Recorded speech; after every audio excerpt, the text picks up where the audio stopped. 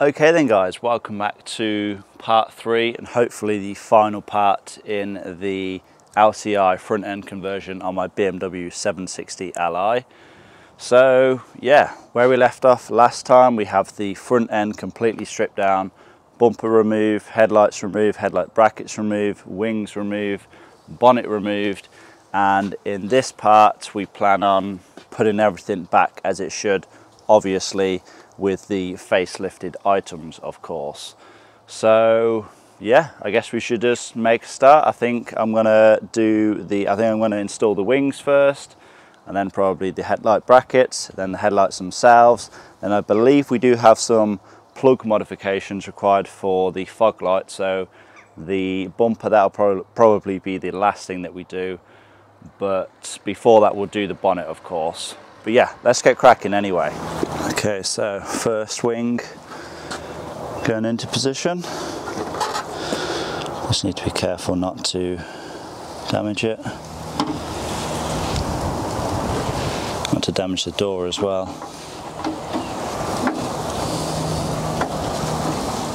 Okay, so we have made a bit of progress. So as you can see, the driver's side wing is now in place.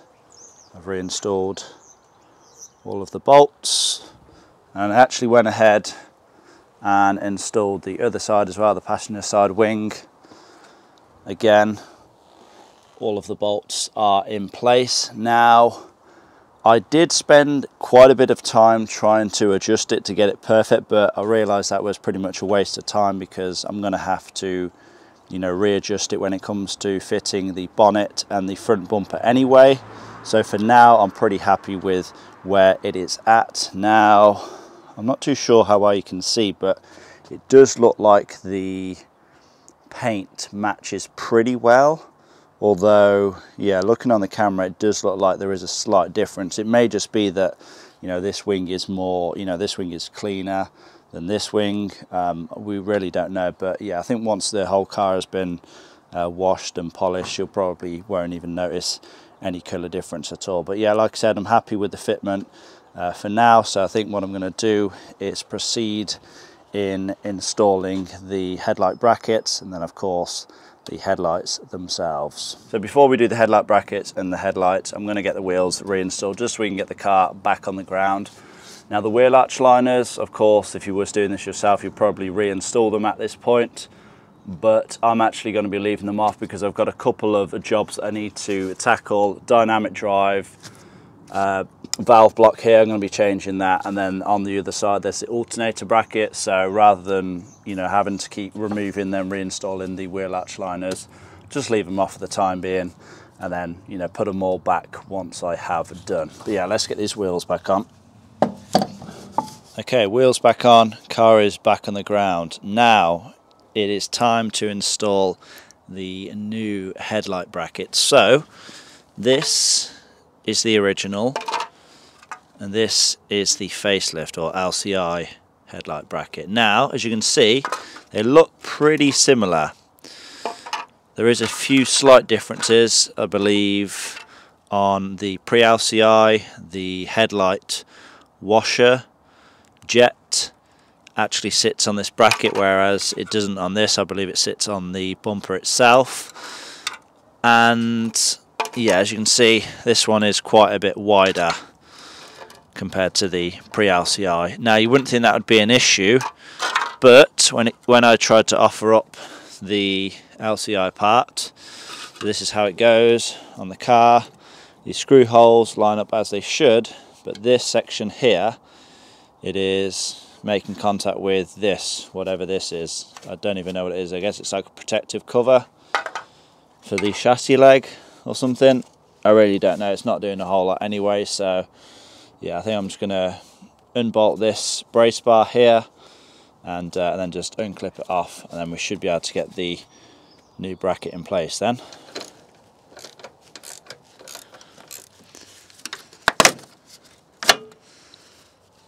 There we are. Yeah, no idea what this even does, to be honest. But with that out of the way, bracket should fit now.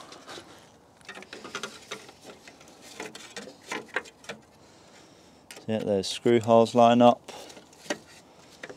And yeah, that fits perfect now.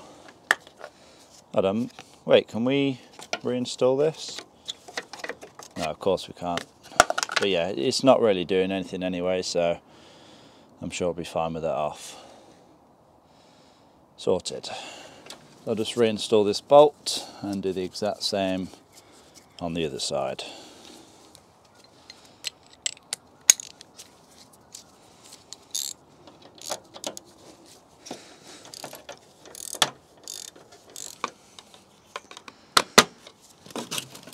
There we go, that's that side removed. Again, this bracket should fit in perfectly now.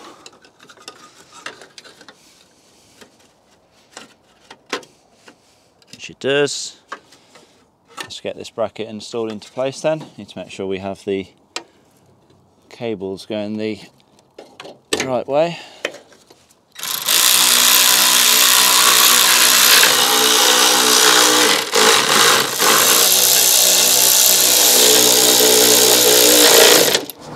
Okay then, let's test fit our new headlight. So this should be plug and play, it's just 2 plugs. So I'm just going to give them a clean with some electrical contact cleaner first.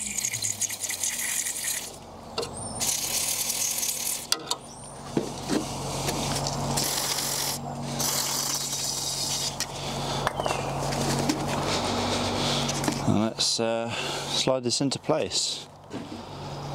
Carefully though. That has gone in like a glove. Let's just plug the other connector in.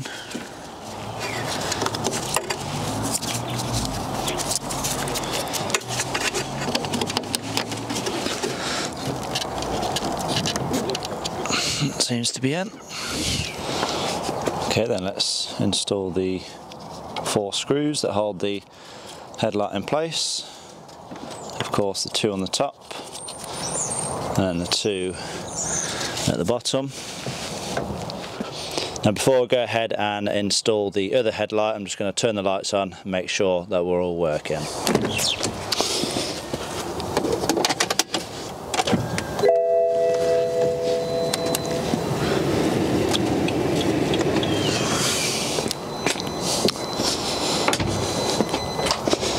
Yes, look at that. That looks so much better. And the side marker, that's working as well. Oh, that's looking sweet. Okay then, so both headlights are in place, all screws are in, and it's really starting to take shape now. But I've noticed I've made a huge error. So it turns out that the front crash bar, cross member, whatever you want to call it, is actually different on the pre-LCI to the LCI. Now this wouldn't normally be a problem, but it is in our case because of these headlight washers. I thought these actually screwed onto the bumper itself, but it doesn't. On the LCI cars it screws on to a little bracket here on the cross member.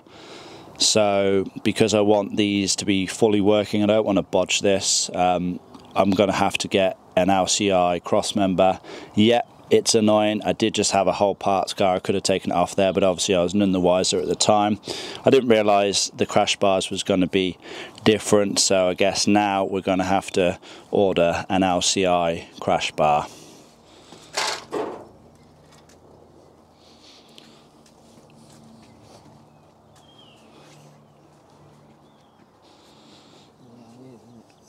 Oh, that's sort of in line. I suppose you can hold it there. You got it?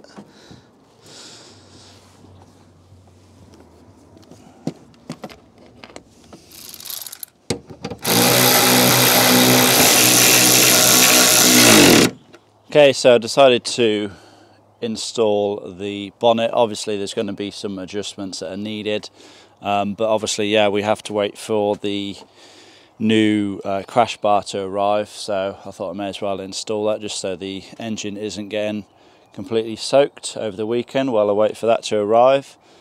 But yeah, I guess we should just see what the fitment's kind of looking like at the moment. See if we're catching anywhere.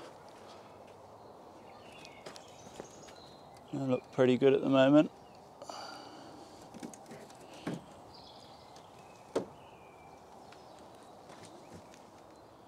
Okay, let's go for it.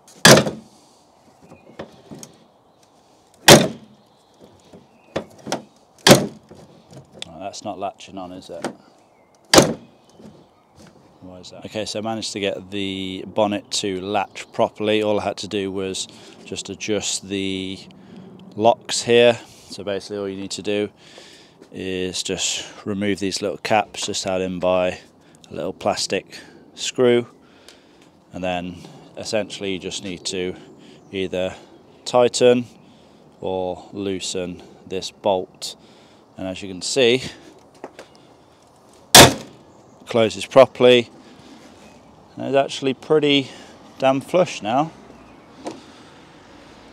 Now I have noticed that the gap on this side between the wing and the bonnet is slightly bigger compared to this side. I mean, you probably can't even tell on camera, but I can tell ever so slightly. It's probably like 1 or 2 millimeters in it, but yeah, like I said, once we have the bumper on, we'll be able to make those finer adjustments to try and get things looking perfect.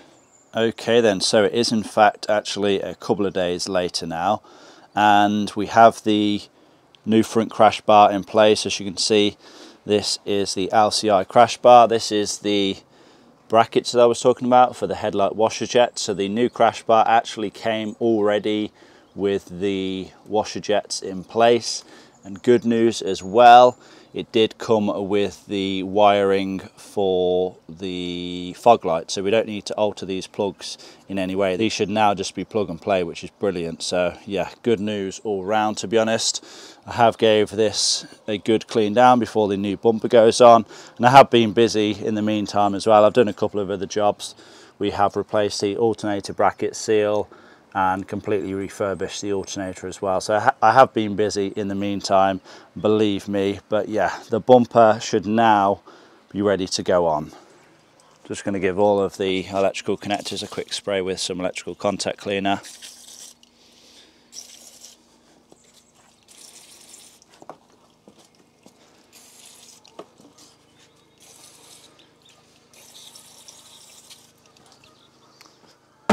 Okay.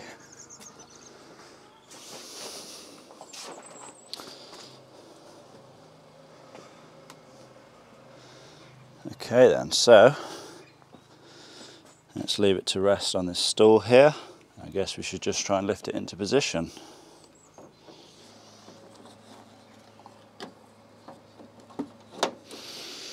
Should be able to plug the fog lights from underneath.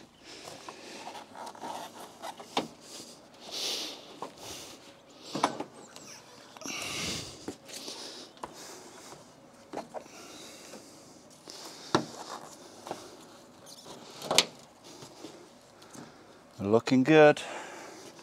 Just need to make sure and get to the fog lights underneath. Oh yeah, easy. So then there is the 4 main Torx bolts at the top, and I've counted 6 smaller Torx bolts. So 2 in the center here, 2 in the very corners of the grille at the bottom, and then 2 slightly further in. And I think that should be it in terms of bolts. Oh no, that's a lie. There should be 1 more bolt inside the wheel arches, I believe an 8mm screw. But yeah, everything seems to sit pretty okay. I mean, in terms of the fitment, yeah, seems fine. So I'm pretty happy with how all of the bolts seem to line up with the holes, which means that the bumper shouldn't really need adjusting, to be honest.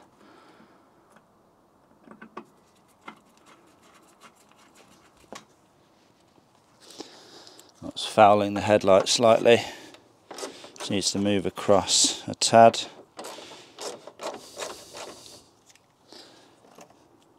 There we are.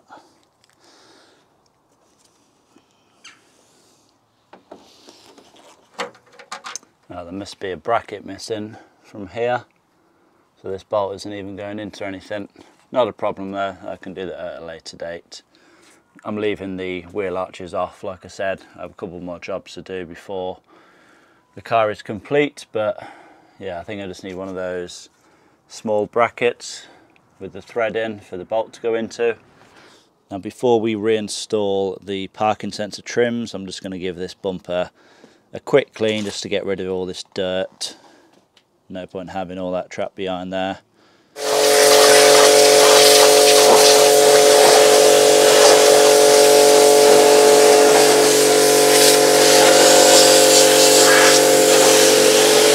Okay, so everything is all now nice and clean. I'm going to reinstall the number plate bracket that sits in the middle. It should just clip into place, I believe. I do have a couple of screws, which there was a couple of screws already on this, so I'm going to reinstall them. Any clips at the bottom? No, I don't think so.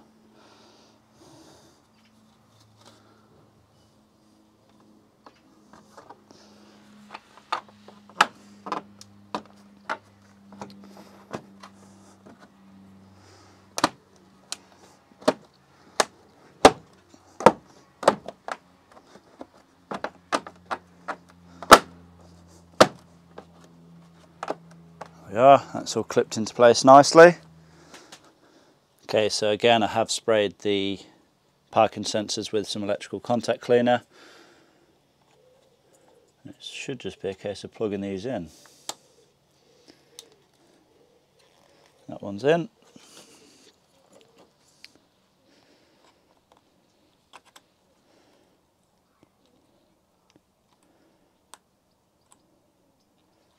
That one is in. Now I've just got to slide this into place. This has to go on the inside. Like that.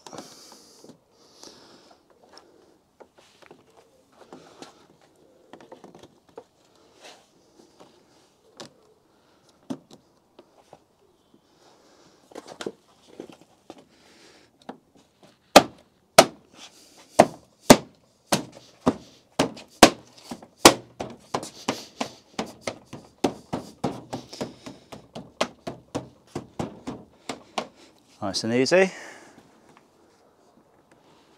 There we are. Line this first clip up.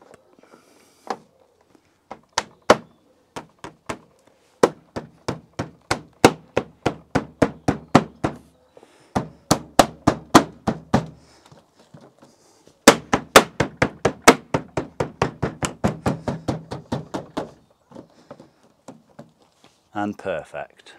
Now we do also have some grills to install at the bottom as well, but before I install them I just want to make sure that the parking sensors are all working as they should. That one's working.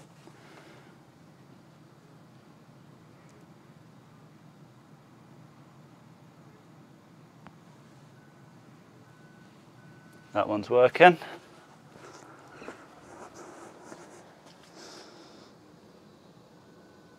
That one's working.